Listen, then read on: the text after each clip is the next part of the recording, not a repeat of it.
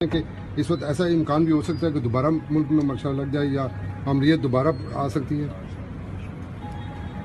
پاکستان میں بدترین حالات ہیں اس وقت. یہاں آپ میڈیا کے یہاں پہ سب نمائندے ہیں.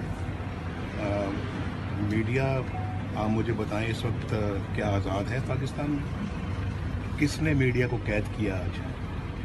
آج میڈیا پہ قبضہ کس نے کیا ہے؟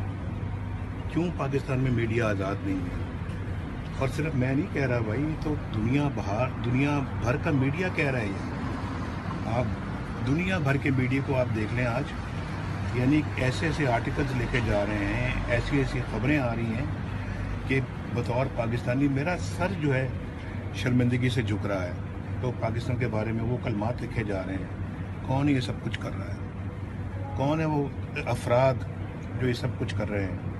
اور کسی ٹی وی کو بند کر رہے ہیں، کسی اخبار کو بند کر رہے ہیں، کسی پہ سینسر لگایا ہوا ہے، کسی چینل پہ سینسر لگا ہوا ہے، کسی اخبار میں لکھنے پہ پابندی ہے.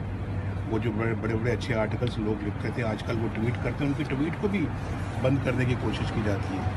کون ہے یہ سب لوگ؟ یہ میرے ملک پاکستان کے ساتھ یہ لوگ کیا کر رہے ہیں؟